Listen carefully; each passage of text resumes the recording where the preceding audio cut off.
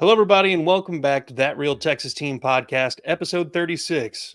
I'm the host of the channel. My name is Curtis Brown. With me, as always, my resident co-hosts, fellow Texans fans, Mike from Mass 3 Productions on YouTube, a videographer, photographer. Please go check out his YouTube channel, like and subscribe. Trying to grow his channel. Down here at the bottom, we got Chris, aka Pac-Man Freestyle. Check him out on That's Crazy Podcast and Talk. Go over there, like and subscribe, hit the notification bells on both of these gentlemen's channels so that anytime anything comes out, you don't miss it. While you're at it and clicking buttons, do the same thing here. We're at 182 subscribers right now. I'd like to see that number keep jumping, especially after this dub. Kind of putting what I thought was the real competition in the division pretty much in the rear view at this point. 2-0 in the division, 3-1 overall. We're doing pretty good through 4 weeks. I'll take it. We definitely haven't had perfect performances, and we'll get into that. But yeah, I mean, Chris, Mike, you were at the game tonight or today. Yes. How was the atmosphere? The atmosphere, the crowd was feeling it. They were in it from beginning to end. Those damn glitter kitties win the building, but there wasn't very many of them. Like I said, I've been going to the games for 15 years now, and it's normally Jaguar fans all over the place. And Eric, I'm talking to you. No more Duvals. I don't want to hear it. You can't do it anymore. You gotta go put that in your back pocket and walk off. They were quiet today. They got quiet. Yeah. I mean, honestly, this was kind of a nail biter of a game. This is a Jacksonville team that, as we were talking beforehand, they got a lot to play for right now. Jobs are at stake, coaches' livelihoods and careers, players, the perception of quarterback play, all manner of things were on the table today, and the Jags did not deliver. So let's start it off with this. Obviously, we won 24-20. Do you think Doug Peterson stays the head coach, and do you think we see the same exact Jaguars team later in the season? I'm not sure what game we play them. Where's that on the schedule? How far away is that? That is week 13, December 1st. Nope. Won't be the same team. Nope. If you'd told me week 8, week 9, maybe. But week 13, nah. The owner of the Jaguars, I could see him getting rid of Dougie. But if he was smart, let Dougie finish the season. Unless you just are real positive you have somebody else in-house that's better. Yeah. Making a wholesale change like that in the middle of a season, it doesn't sound like a good idea. I'm with you on that. Chris? So I wouldn't be surprised if he was fired in the middle of the season. Number 2, because who you're going to get rid of? Trevor Lawrence, you just paid millions on top of millions of dollars. Was it 255? Something like that? Something like that, but it doesn't hit like for that. 2 years. Okay, so just signed this extension. So Doug Peterson and he's the one overthrowing people. It's the problem. He's the one overthrowing people. He's the one making the mistakes. Did he look good at times? Yes. But he's not making Doug Peterson look good. He hasn't made Doug Peterson look good in the past 9 starts. Ooh. They're 0-9. Oh yeah. They were 0-8. Yeah. You know, the last time they won, they beat us. Well, damn. Retribution it is. I was actually at that game. That's the last time they won. Wow. I remember that game. I was there too. On the Amendola missed field goal kick. So they barely won that one. No, it's over for that. It's over. That is over. Unless us or the Colts implode, they're not making the playoffs. Even if the Colts implode, we're in a division that the division winner, definitely a playoff team. Yeah. Because how this division is probably going to beat the hell out of each other, except for us, none of these other teams are going to be playoff teams. If any of these other teams are even over 500, would actually surprise me. But if any team could be over 500, it would only be the Colts. And I think they're going to end up being over 500. Just not with it. You think so? Okay. Real quick, hey. side note on them, just real quick. AR is hurt. Again. Mr. Glass. I always think about it. But they do have Flacco at the helm. Flacco will take them to the playoffs. That'll probably be about as far as you get them. But like I said, we'll see. The division's going to be a little bit of a slobber knocker all through this whole thing. Yeah. We got to play the Bills next week.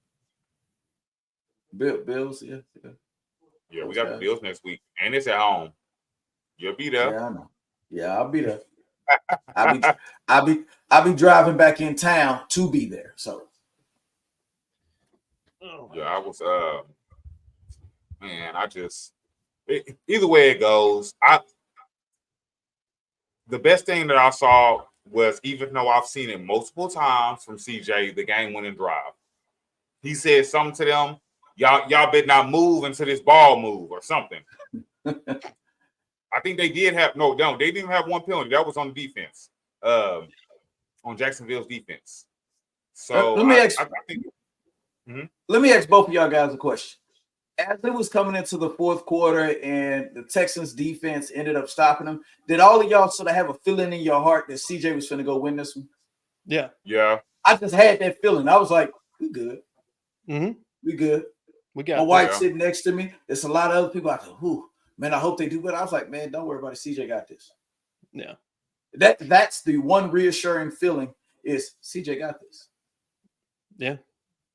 That the play call though for the touchdown for Dare Gumbawale to get that 1 yard score. Yeah, I was breathing heavy. I was like, crap. Oh crap. I didn't yell all game until then. That was the first time I yelled and I'm usually yelling at the TV. Big plays. I didn't yell not one time. Me and the guy in front of me were like, you know what? We might be in for some extra football today. Yeah. Literally what I was saying, we might be in for some extra football because they stalled. A lot. Let's be honest. Dalton Schultz saved us. Yeah. He showed why they paid him that money. That first down, because he got up off the ground, got back up and got the first down. Yeah. Yeah. Ooh. And not it's not a race thing or anything, but Dalton Schultz is a slow white boy. God damn, he's slow. And he really is, though. No, but the thing is, watching this game, I noticed Kate Stover's not any faster. He's not. Yeah. I was like, holy shit, I didn't think I'd miss Brevin Jordan. I didn't think I'd miss him. Well, look, let's talk about the penalties today. It's been a consistent issue all season. I believe Laramie had another 4 penalties on him alone today. I don't really have a particular way of just pulling that up rather than just combing through the play-by-play on ESPN. But I remember hearing his name several times, at least 2 holding calls. Craziest thing about it is he didn't even play he missed half the first half. The entire second quarter of the first half, he wasn't in there. Yeah. He came back after halftime. Yeah. And he still found a way to have that many damn penalties. Yeah. And they were like Titus Howard had a couple, and they were drive killers. Shaq Mason had a couple that were drive killers. And what's crazy is like every game that this happens, we get into like this weird rhythm where we just keep committing like double penalties. We're like, it's a penalty. The next play, let's do another one. And then another one. And then they sometime like, it's like a 50-50 shot, like 3rd and 15. CJ Stroud's going to find a way to get that damn first down. Every single time. I don't know how, but it ends up working out. Every single time. And I'm like, all right, if only we could just, I don't know, not have to make it 3rd and 15, 3rd and 20. that would probably make his life a little bit easier, a little less stressful on everybody. The But thing is, they've already said that CJ leads the NFL in 3rd and 10 plus. He leads the NFL in 3rd and 10 plus. Did he lead it last year? I don't think it was that bad last year. I mean, it wasn't this bad last year. Issues, but it wasn't that nearly as bad as this. This is, I think he's at 13 penalties for the year already. That's crazy. Juwan Taylor last year, league's most penalized player, 20 times in 17 games. And Laramie's more than halfway there after 4 games. Yeah. Oh. Curtis, are you trying to make me cry today? Are you trying to make me cry? I'm trying to get Nick Casario's attention. And I just want him to rework the contract where it's a bonus if false starts don't happen. And a bonus if holding is not done more than once. Like, I think one time you can kind of allow it as like, they, might have gotten effed by the refs there, but the 50-50 raffle that they do in the stadium during the game, if we can get him to stop, don't give that other half to him. They said half to charity. Yes, Laramie Tunsil not holding is charity. Let's give it to him. We know the man does anything for money. It's true. He's a mercenary. You're okay. So I'm gonna be honest. I do agree with you, Mike. What we were saying earlier about Tunsil, and he actually did do all right. It was just the holds. He only had 2 holds. 2 of them. I'm not really mad about that. The false starts bother me way more than the hold. Even though the holds are more yards, the dead ball plays, it really irks my nerves because you didn't even give him a chance to even try anything. So I'm not mad about that.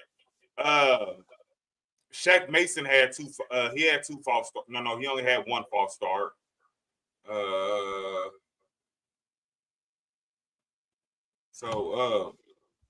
Do we have anybody else? I guess that's the only false start we had. We just had drive killer penalties. Yeah. So the false starts were cleaned up today. You were right. They were cleaned up today. It was just 1, and that was by Shaq Mason.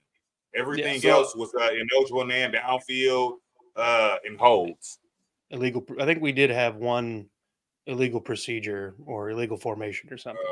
But that we had some Stover. It was a it was on the tight end. It was on Stover. It actually was on the line.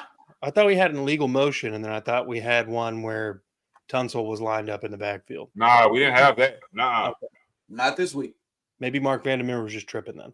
But you understand, the man that had so many penalties, and I know I heard him getting booed every time he kept commit a holding penalty. He deserved it. I don't care. He deserved it. One of the holding penalties that got called back, it was on a 28-yard play. Yeah. That's why everybody's so pissed off at Laramie, because he didn't actually have to hold. I think it was Cam. Was it Cam? Yeah, Cam had actually made a good run. And holding. Oh, shit. Mm-hmm. And then the other one they called holding on was the one where CJ scrambled. CJ scrambled for like 11, and they called it back. Yep, I remember that. In total, 12 penalties, 95 yards. Like, still not good. We've had 10 plus penalties every game. We have to be like top 5 most penalized team in the league, if not the most. We got to be the most penalized by now. Golly, us and the Chargers. That's true. Lord. They were looking like us. Yeah, it's a discipline issue. It's a discipline issue. Exactly. And let's go ahead and pivot here to risers and fallers a little bit. All right. So we'll start negative, then go positive. First negative, I feel kind of like a lot of the reason that we had a lot of offensive struggle was the ill-timed offensive line penalties.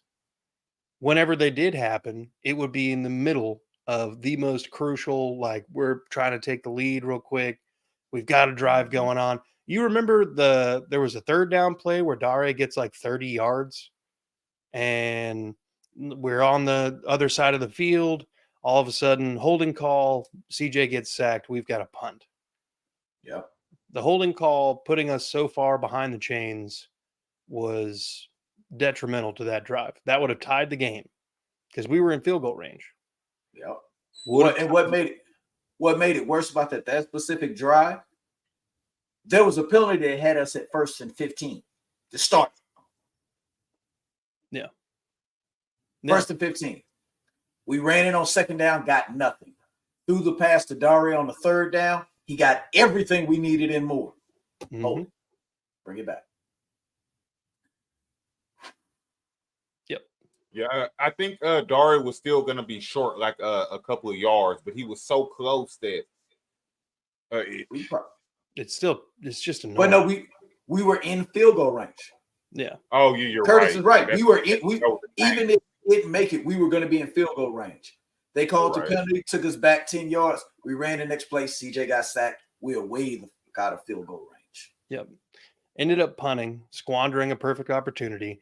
And that is just kind of a microcosm of what's been ailing the Texans. Right now, the only thing I think preventing the Texans from running a high-powered fucking pin your ears back and good luck to any defense offense, our offensive line's not helping at all. No. Like they're the reason we're getting shot in the foot many times. Now, with that being said, they're still playing at a pretty good level. Laramie's PFF and Titus' PFF grades are really good, honestly. The problem is the penalties are almost as detrimental as the sack that they would be giving up. Well, that's what they were showing. And when they showed the stats before this game, I haven't looked at it since the game's back. Laramie allows the least amount of pressure in the entire NFL. Yeah. No, his man does not touch the quarterback. Yeah, it was like that he last year. Too, and that's why he's a Pro Bowler. And that's why Laramie knew he could say that. What would you rather have? Would you rather have a guy that false starts and gets his ass kicked off the line? Or would you be okay with a guy that false starts, but he's knocked down? He doesn't touch. You don't touch his quarterback. Yeah. He doesn't allow his man. And like I said, Titus is sort of doing the same thing. Your two tackles are not – the sacks aren't coming from them. No. The sacks are hemorrhaging from Kenyon, Juice, and Shaq Mason. Yeah. Yeah. Now, I think Juice might be our only lineman that didn't have a penalty this game. No, he did. Yeah, he didn't. And I mean, if you want to count Blake Fisher, the time he was in there. Yeah. That's fair. But yeah. I thought Juice get bulldozed into CJ. That first sack was because Juice got bulldozed. Yeah. Well, look, that Jags defensive line. That's serious. Travon Walker is the lightest one of all of them, and he's at like 270 right now. And then Josh Allen's at 285. You got Devon Hamilton, and then they brought in Eric Armstead, who we tried to trade for in the offseason. And he's still a monster. Still a monster. 6'7", 320. I mean, this is a big, beefy defensive line. Shaq's kind of undersized. He's 6'1", and I think 310 pounds maybe. But Juice is just a little young and inexperienced. He'll get better. I think he's also might be shy of 300 pounds. And then Kenyon Green, I think he lost a little bit of weight, but I think he's over 300 pounds, and he's about 6'4". He's just young, and this is probably like game 17, 18 for him in his career. I don't think it's that many. I think he might still be under. He has not played an actual full season yet.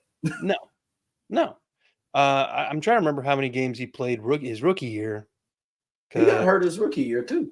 Yeah, he did, but he played for like the first 6 games and then went on IR or something. I don't remember how many games exactly, and then he didn't play at all the second year. This is his 3rd year now. So I mean, we're 4 games in this way. He might still be in single digit games. What was that? Alabama State? Is that where he came from? That's where Howard came from. From that's who came. Kenyon came from A&M. He's an A&M boy. Yeah.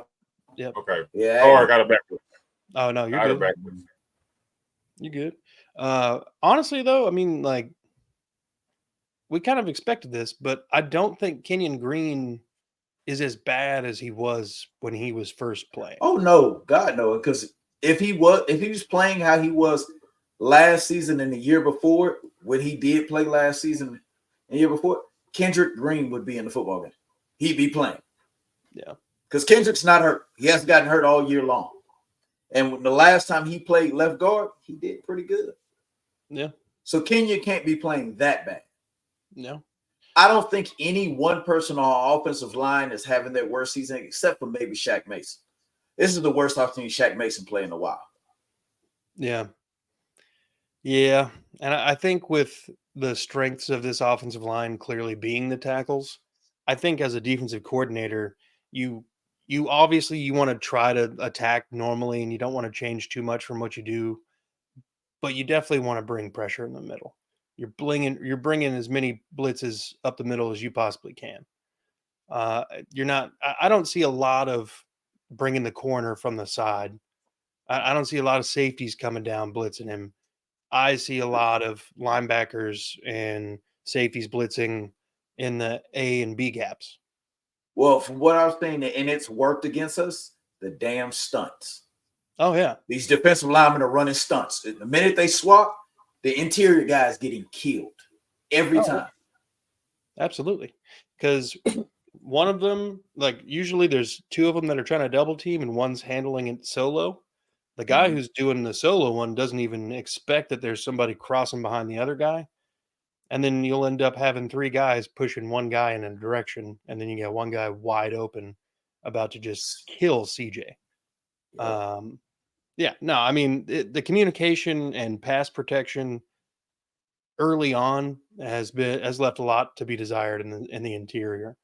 I'm hoping that with time and the same starters being out there, we will see this improve. I'm not holding my breath, but I'm hoping. Oh no. Yeah, I don't want you to suffocate. Don't do that. Don't do that. I don't look good blue. I don't. It's not a good look for me. Well, one thing I will say is it makes me question, and I'm probably going to have to do it a little while later today, go back and look at that game against the Colts. Was the offensive line really blocking that good, or was Joe Mixon just running that hard? Yeah. Because I haven't seen that same blocking since then, supposedly. And all these other games have been with different running backs. So it's really making me question, were they really blocking that good? Or is the Colts defensive line all of a sudden that bad? Oh no, the Colts can't stop the run for anything. Okay, so we like so they got railroaded by us when Joe Mixon. The next week got railroaded by Josh Jacobs and the Packers. The next week they got roasted through the air by the Bears and still end up winning barely, but no pun intended. And and this week I'm thinking they allowed definitely over 100 yards because Fields had 50 something on the ground. Cordell Patterson had 45. I didn't even see anything for Najee. Yeah, we look at Najee now. I was just looking at his. Yeah, so I mean, it like the Colts defense is not it right now. They've got three players though in the top 5 tacklers in the league in total tackles. 3 players in the top 5 of tackles. That's just how often their defense is on the field. Damn. And AR got hurt today. Mr. Glass. I'm gonna keep calling him that till he shows me something different. Oh my bad, y'all. Derrick Henry ran for an 87-yard touchdown. I'm sorry, he on my fantasy team. I needed that. My bad. Oh, you needed it too? Yeah. Okay, guys. My bad. I was opening ESPN for a different reason, and I saw. My bad. Man, look, okay. I had a 15-leg parlay today. I bet 25 cents. If it would have hit, I would have had $48,000. Woo. Yeah. You're so much calmer than me. I got 12 of the 15 correct. Man. I had 6 of the 15 correct in the first quarter. I was like, "Oh shit, I might this might be a thing." I might be getting paid. Yeah, Like nah. I honestly was just opening. Like I think I was just looking at the score on the game because I'm checking back and forth because I usually have my TV going so I can kind of pay attention, but I don't have it going right now. I guess I could. I have 2 monitors. I guess I could have been watching it, but I just happened to look at that and I'm like, golly, Derrick Henry, calm down. Okay. So, real quick question, guys. It's kind of a Texans question, but kind of not. So, our quarterback had the best rookie season last year. Mhm. How y'all think Jaden Daniels looking? Before we get back into our little subject, Jaden Daniels is looking great, honestly. But he's not looking like CJ. No, I don't see I don't think he's comparison. looking like CJ. I think he looks like his own thing. Like he looks like if he's a Lamar came into the runner league and was like Lamar now. Like I feel like he is Lamar Jackson if Lamar Jackson hit the ground running and didn't take a couple years to kind of build up to what he is. Well, what I told somebody else is like this. It looks like 2 years in a row the best quarterback was not the first pick of the draft. Correct. Yeah. That's it, plain and simple. I actually have more faith in Caleb figuring it out than I do Bryce Young. And I think Bryce Young is the better quarterback.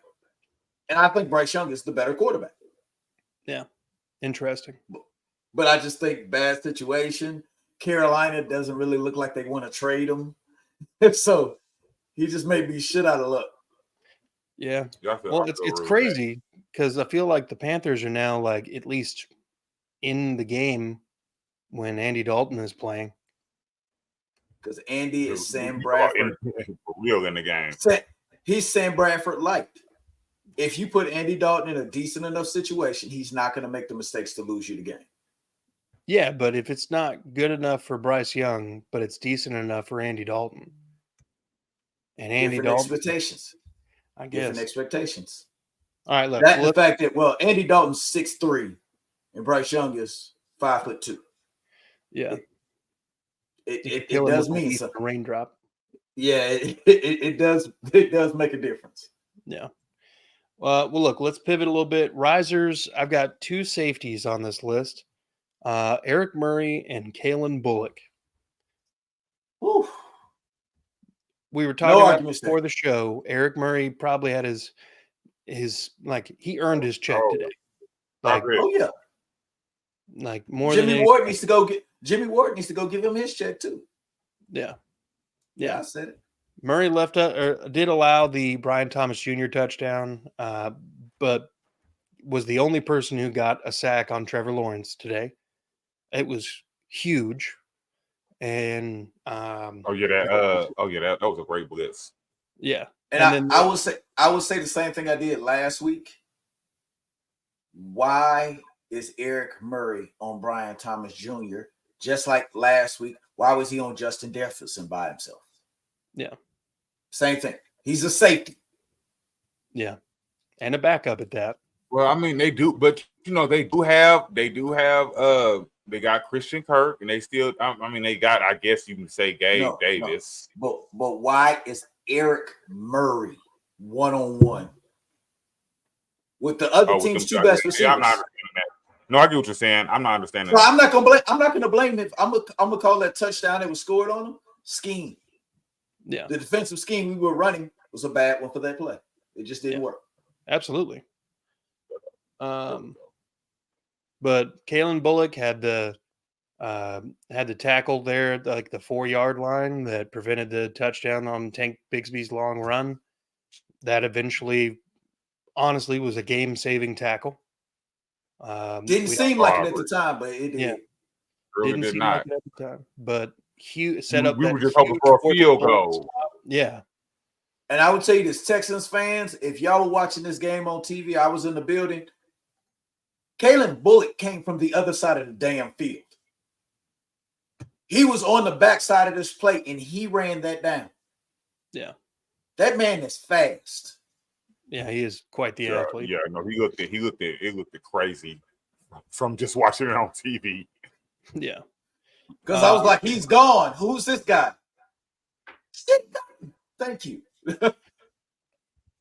Let's go back to the fallers on this one. Defensive line. We kind of already alluded to it a little bit. Long run from Tank Bigsby. The only sack of the day came from Eric Murray. Today, the defensive line did not show up. 2 weeks in a row. Nope, he didn't get him. 2 weeks in a row, we had 100-yard games from running backs. 2 weeks in a row, we gave up over 100 yards. Yeah. After 2 weeks. After stopping the best running back we've played so far is Jonathan Taylor. We shut him and down. we bottled him up. Then the Bears, I think, had a total of like 40 rushing yards outside of Caleb Williams, who had like another 30 or so. Lockdown. Right? Mm-hmm. Last week, Aaron Jones goes over 100. This week, Tank Bigsby, 7 for 90. ETN had 50-ish yards. A couple more catches out of the backfield. Trevor Lawrence had some scrambles. We've got to figure this out. I know the plan was to have Danico Autry playing football there, but Danico Autry wasn't a run stopper to begin with.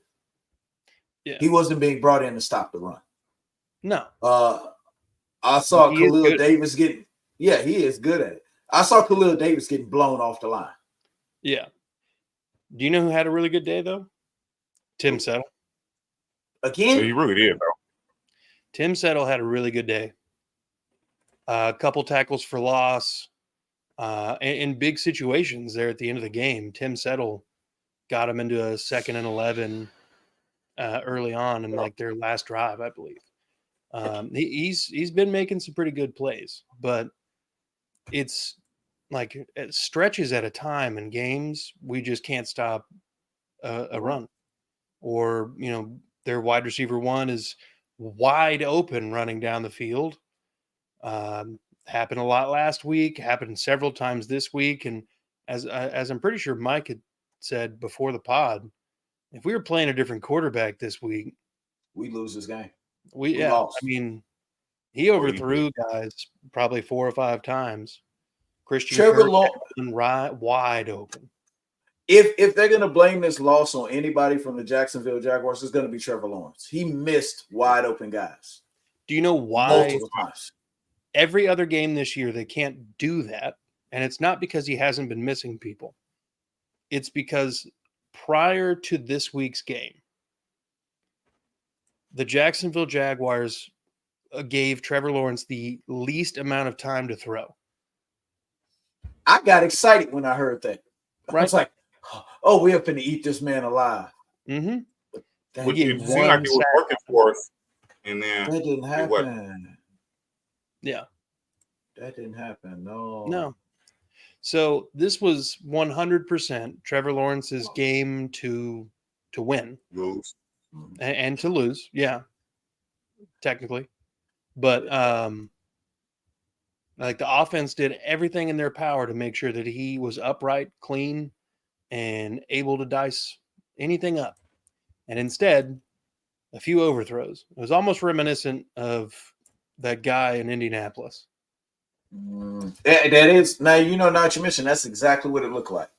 My receiver made the move that got running back was open. It's 2 catches his guys made. His tight end made a diving catch. And even the guy in front of me was like, bro, that was a great catch. And I said, and a shitty throw. The play before that, he threw it at Christian Kirk's feet. He had to damn near snatch it up off the ground to catch it. I'm like, bro, that's a 7-yard pass.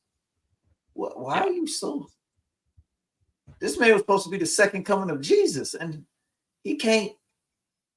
Simple stuff. Yeah. The passes he missed were simple passes. Yeah. You didn't have He wasn't throwing back shoulder throws. There wasn't nothing like that. He was just overthrowing his receiver. Yeah. Another riser was the goal line defense. For the first time this year, a team entered the red zone and we stopped them from getting any points at all. And that was extremely needed. God, was it? Obviously, that was the second half. They'd already scored the only points of the half to that point. Allowing a field goal would have been fine. We still would have won the game. But if we had allowed a touchdown, I don't think we're coming away from that with a win. No. Just wasn't happening. And then Daria Gumbawale. Like, last year he has the crazy I'm gonna fill in and be a kicker today. And this year he's gonna come out and be like, hey, in case you forgot, I'm also like an athlete. And I can like catch and block pretty damn well. So I'm gonna be on the field and I'm gonna catch some passes and make some moves that you were like, oh shit, why is he not on the field more often? Honestly, Yeah. I feel like if, and I don't want this to happen, but if Joe Mixon and Dameon Pierce are not available next week, I want to see more Dare. I think he's earned that. More Dare, splice in some Cam Akers and British Brooks. I'd love to see some British Brooks action. It'd be nice to get the Bulldog involved. There's something's going on with that. I don't understand. They'll just bring him in as a fullback. Yeah. Well, and the thing was, they don't even bring him into the fullback as much as they should. Yeah. The two plays he came in there, one of them got called back because of holding, but it wasn't him. I sat up there and watched him blow up a defensive end. Yeah. He put Josh Allen on his – when Josh Allen ended up hurt, that's because he went head to with British Brooks. He had to go sit down and figure out what happened. But we keep – the play before that, Dalton Schultz was lined up at fullback. My wife even saw it. It's like he was trying to avoid the tackle. He ran between two defenders, didn't touch either one of them. You're in there fullback. I was like, yeah, that's crazy. I don't know. Bobby, are you responsible for personnel as well as play calling? Yeah, probably. Oh. Whew. Yeah. You have a sledgehammer. Your offensive line is built for sledgehammers. Why are we using ball pin hammers? Cam Akers. We said it. Cam Akers, Dare. Who's the little boy that played today? JJ Taylor. JJ Taylor. These guys are tiny. I'm understanding. I'm understanding more and more why Dameon Pierce is still running back number 2. Yeah, I get it. Yeah. No, it's like some little kids was out there. Like I'm being honest. It looked like a little kid was out there. JJ Taylor looked like a little kid. He looked like a little kid. One thing I think, and this is the last riser or faller we've got here. One thing I think that it can't be understated, or it can't be overstated here. The second half adjustments were far and away the best adjustments we've seen after halftime in any game. Last week, the Vikings were already up pretty much. I think they already had like 28 points first half, right? Yeah. So I mean, they had pretty much done all their damage in the first half. We held them to 6 points throughout the rest of the game, but didn't matter at that point. Yeah, no, I mean, and then the second half adjustments in the Chicago game didn't really feel all that impressive. We still kind of allowed them to move the ball a little bit. The defense, you could see a little bit of change. They stopped treating him like a regular old rookie quarterback, and then just started blitzing the hell out of him. And that's when we started eating Caleb Williams' lunch. Yes, sir. And then in the first game, I mean, we didn't really change much after halftime. Didn't really have to. We to a point that game was in the Texans' control the whole game. Yeah. Our stupidness made it close. Yes. Yeah, I agree. Yeah. So I mean, Oh. Go ahead, Chris. I know we probably talked about this. I'm sorry. Today was a really weird game. But did we talk about Steven Sims? Not yet. Oh, He's okay. a baller. Because we was on. I heard some about negative earlier, and somehow we're on positive people, and I was like, hold on, we didn't miss that negative person right there. No, we alternate. Okay. Take the good with the bad. You know what I mean? It's fine. It's one of those days because to be honest, he bothered me more than the offensive line today. Now that I think about it. Steven Sims is the reason for the first touchdown. Yep. Exactly. He's 100% the reason for the first touchdown. It's the same issue, the same thing that happened last week when CJ threw that the interception right there by the goal line. It set the defense up bad. It put him in a bad situation. Steven Sims, nope, I'm not going to call him Sterling. I want to, but Steven Sims gave that first touchdown to them. 100%. Now, I will also say that it was one hell of a job by the gunner on the punt team.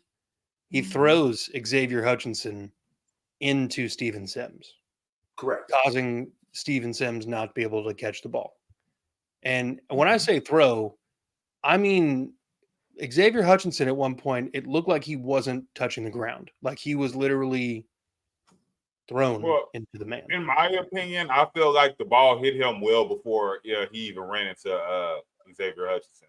Watching it back, I watched it a couple times. Guys, I'm going to back this up one more. And as a guy that returned kicks, you let that one go. Yeah, I think that too. Even if he caught it, he's on the 4.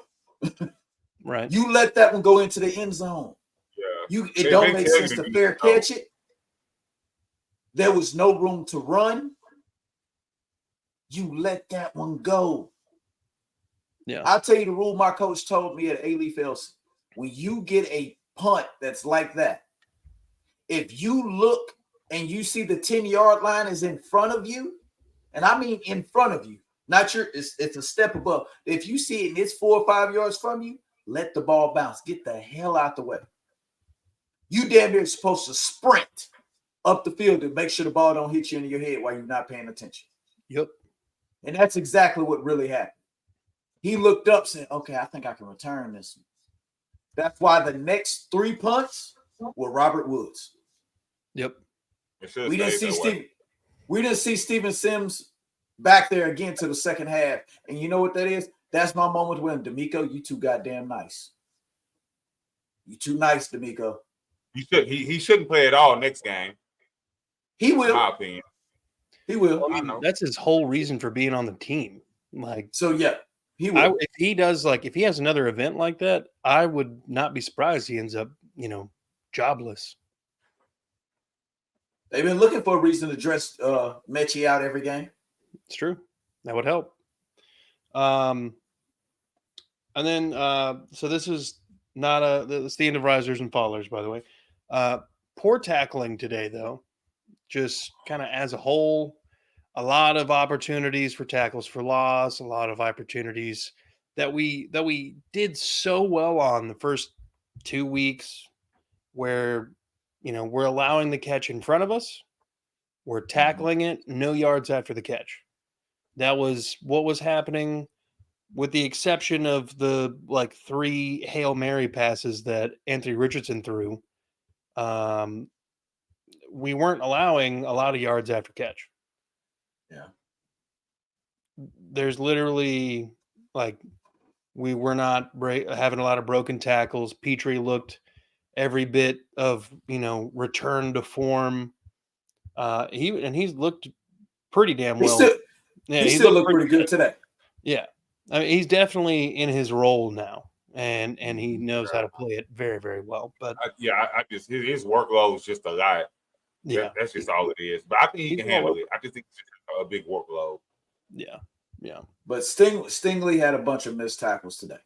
Yeah, he's had a couple. Like every week, it seems. There was one early, I think, in the game last week where I was just like, it was real bad, and then ended up turning into something, a pretty good sized play. Like, and that's what the thing is. The coverage has been pretty good, but like you said, the tackling, they got to finish the play. Yeah. Yeah, it's one thing to get 95% of it is keeping the ball in front of you, watching your man, and then, fucking tackling the guy.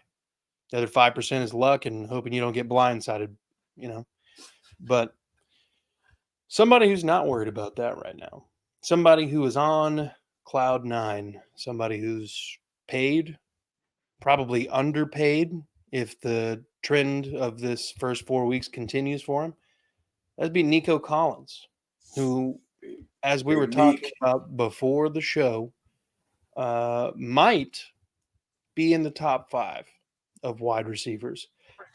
So, gentlemen, my question is this. If Nico Collins is in the top 5, where is he, and who do you think is above him? I put one stipulation on it. Guy has to be healthy. He can't be hurt. Okay. He has to be healthy. We can't talk about guys that have been hurt, whether a game today, yesterday, if they've missed games. Well, and the reason why I bring it up is because A.J. Brown is the guy that would have been on that list. Yeah. But he's been hurt for 2 weeks. True. But to be honest with you, I think he better than A.J. Brown. Oh, I love it. Ooh, I'm just being honest. If okay, so first of all, I'm gonna be completely honest. I'm gonna put him at number 3, and the only receivers I'm putting in front of him, and one of them is not named Jamar Chase, as much as I want it to be, is gonna be Justin Jefferson and CD. Yeah. Oh, interesting. It's crazy as it sounds. Justin Jefferson and CD. And then what? And so Justin Jefferson, CD, Nico, and then Jamar and who's? Yeah, I'm gonna have Jamar up there. I can't say Devontae Adams. He don't ever have a real quarterback throwing to him. He's hurt. He's hurt. He's hurt right now. He's hurt. So he missed. He doesn't even count. Oh, okay, well, it doesn't matter. I wasn't gonna be able to say him anyway because I feel like he ain't got a quarterback to throw it to him anyway. So it don't matter. Yeah, he's got Minshew. Like I don't believe that about Garrett. Like what, Mike Nico Evans? Collins. Nico Collins looks incredible. Yeah, I mean, he's had, I think, over 150 yards twice already. If I'm not mistaken. I could be mistaken. But I feel like I know he's the leading receiver right now. He had 150 today. He had 100. He had 150, I think, in week 1. Yeah. Week 1, I think he had 150. I mean, it doesn't matter. He's ridiculous. His worst game was Minnesota. Yeah, and he still had like 86 yards. Yeah, I was like, like 80 yards in that game too. Yeah. So I mean, he's playing lights out. Mike, where would you put him in a top 5? I gotta sort of agree with Chris on this. Justin Jefferson. Part of me thinks I would have swapped CD Lamb and Jamar Chase, but that's just where it is because I do agree with you. Right now, Nico looks like he's playing better than Jamar Chase. Yeah, he just is. And I believe CD Lamb, part of the reason that we talk about him like that is because they keep throwing him the goddamn ball. Well, can anybody actually name another receiver for the Cowboys? I can, but it's not. I would not like to. I mean, our former number 1 is over there. Yeah, Cooks. But I mean, what is Cooks doing? I mean, yeah, you're right. That's why I believe. I think they have no choice but to throw him the ball. Yeah, but that doesn't make you good. That's what I'm saying. I'm thinking because he continues to get the ball, we think about him as this, oh my God, incredible receiver. No, bro, they keep throwing you the ball. It's bound to happen. Well, yeah, but I see him make great catches though. Because I actually do. Mostly, I watch it for other reasons, not to watch teams lose or nothing like that. It ain't to watch the Cowboys lose. But I do actually watch the Cowboys game. And I watch some of the catches CD Lamb makes. And the only reason I'm putting him above Nico Collins is because I feel like he's been doing it longer. It's the only reason. Because right now, I feel in my heart, I feel like Nico Collins is the best receiver in the league right now. In my heart, he's having the best year. I actually take his year, what he's doing right now, over even Justin Jefferson. But the other person that would have made my list, and it's only because he normally makes the list, is probably Tyreek. I can't run a route here. Yeah. My That's thing my is this. pick. I feel Tyreek's like a great if we're going to put a knock on CeeDee Lamb for basically being the most viable weapon on his team, then we have to do the same thing to our first Hall of Famer in Texans history. Because for a long stretch of time, Andre Johnson was very clearly the only weapon we had. Mm-hmm. And what but like I said, I'm going to give CD his props if he does it for 10 years. Valid. That's very valid. That's my thing. Andre was you knew Andre was out there, so you doubled and triple teamed. What did that stop him from doing? Absolutely nothing. The Miami Dolphins know that. CeeDee Lamb, you double and triple team him right now, he does disappear. Yeah.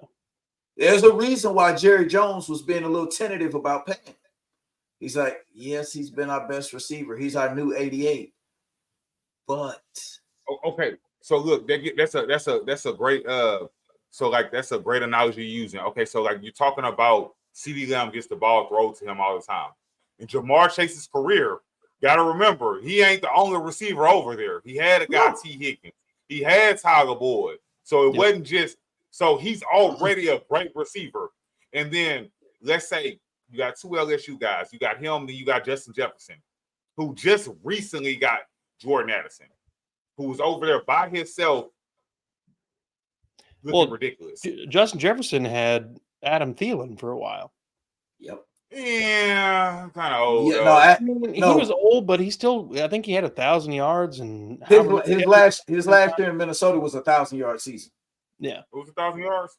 Oh, yeah. Yes. I mean, hell, he was the leading receiver for Carolina. Kirk Cousins can't sling that football, so. Yeah. And that's my point. No, but and the difference is CeeDee Lamb really is their only weapon. Yeah. Are we going to really talk about the tight end in Minnesota? Yes, we haven't seen him play, but when he plays, he's a problem. He's an all-pro tight end. TJ Hawkinson? Oh, of course. Yeah. And it's not the same.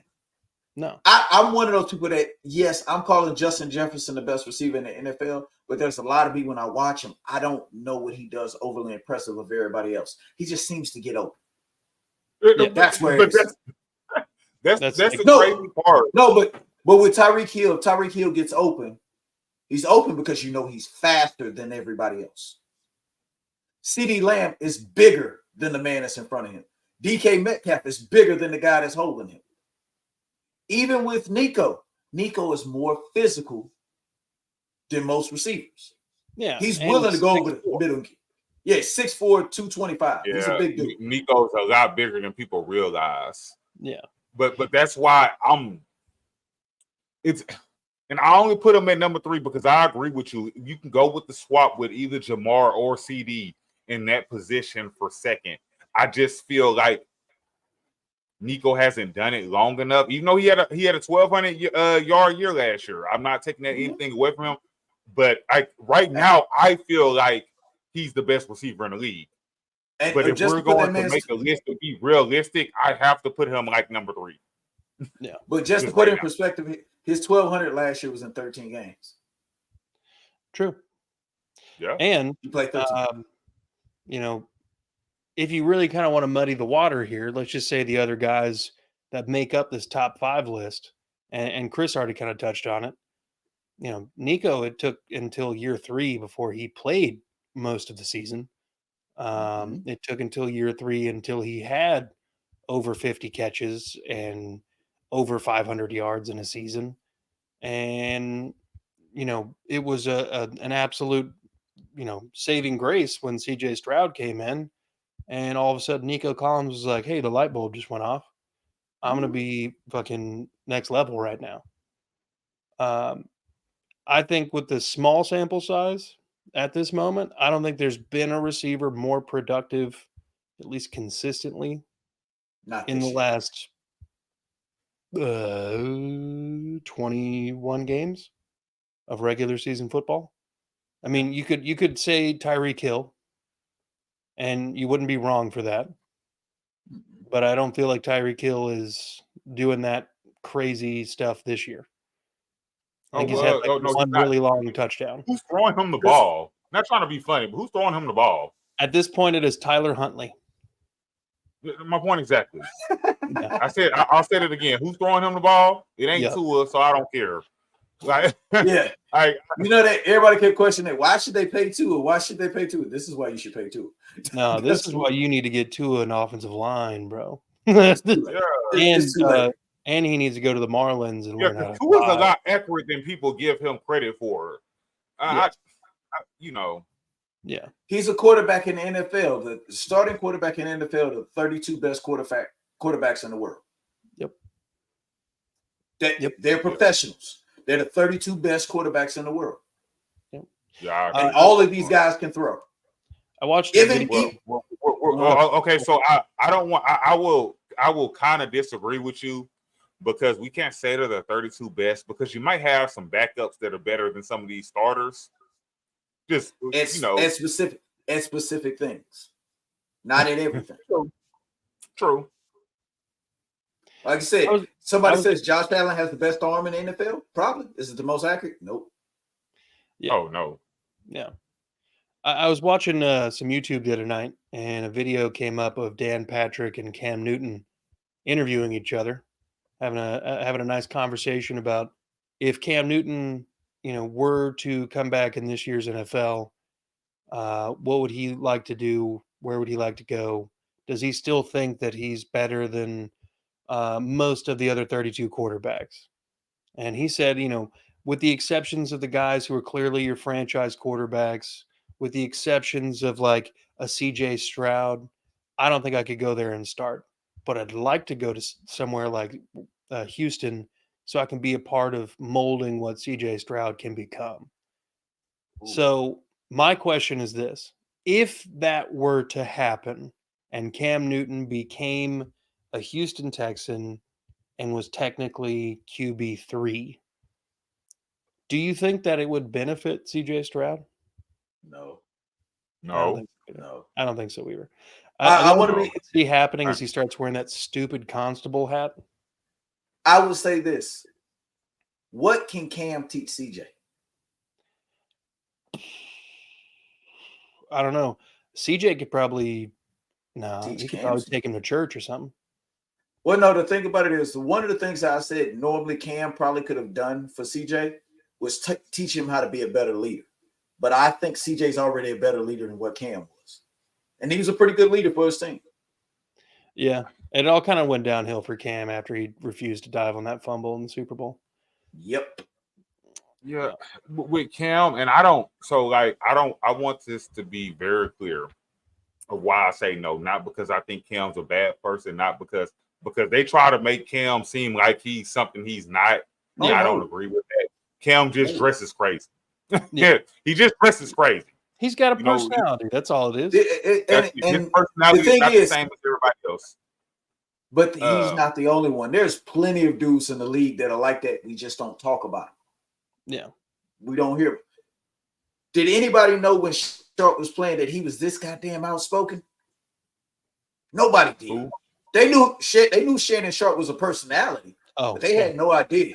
Yeah, they had no idea Shannon was this outspoken when he was in the league. Even Cam is more outspoken now than what he was when he was playing. Yeah. Cam probably could be a good mentor for someone else. Yeah. Not CJ. Jaden Daniels. Caleb even. I think he could be a good mentor for Caleb. Yeah, I think Caleb more than a Jaden Daniels, because I'm seeing his impact, and I felt like CJ spoke on this during the draft that he saw, because I think he's real good friends with all of them. But I saw him say he felt like Jaden would have a really good season just coming in there, that he was the most. The only thing with Jaden Daniels, he's little. It's the only problem I have with him. No. And the thing was, you know why CJ was saying that? Out of all these quarterbacks, Jaden is the most coachable. Yeah. Caleb then already showed you I'm stuck in my ways. Yeah. Drake May's been running the same offense his entire college career. He's never ran another offense. Jaden Daniels has ran 3 offenses while at LSU. 3 different ones. So that shows you, he can learn. Yeah. Caleb has showed you his ass already, if you want to be completely honest. His downfall, and he's the whole reason why I say Cam Newton could be a good mentor for Caleb. Because Caleb's going down that same thing. My shit don't stink. I'm this, I'm that. Cam could be like, hey, man, I used to be you. I used to be. People told me my shit didn't stink. Bro, I was out the league in 8 years. 8 years, I couldn't find a job. Yep. You have all the tools, everything that everybody wants. Shut up and be coached. I know it sucks playing for the Bears to say shut up and be coached, but you got to at least show them. Right now, people don't think you're coachable. The interaction between him and CJ, most of America was like, that you have that certain people like, oh, why is CJ trying to talk to him? Like, CJ was just trying to tell him, bro, you got this. You have all the skills in the world, but stop taking them goddamn hits. Yeah, stop. for real. And that's all CJ was saying. And everyone's like, well, no, CJ's trying to down. No, CJ wasn't. But the way Caleb took it before he even said anything. Yeah, man, I ain't trying to hit it. Bro, we understand you lost. You play for the Bears. There's gonna be more. you better get a little bit better with dealing with loss. Yeah, they're not even gonna win their division. They're not gonna get nowhere near winning their division. Oh hell no! I'm gonna be honest. I still think the Packers gonna win that division. I still do. Yeah, I know. Even though they lost today, I just think it was Jordan Love's first game back. And bro, go look at the stats. Yeah, Jordan Love went off. Yeah. He was just rusty when it started. I mean, the first half he didn't look like anything, but the second half they definitely figured something out on that defense. Look, I think this is a good spot to go ahead and wrap this up. So let me ask you guys this: final comments, Jags, Texans, go. Whew. Thank you. We won 2-0 in the division. Thank you. Trevor Lawrence. Thank you, guy. Other than that, I can't brag on this win.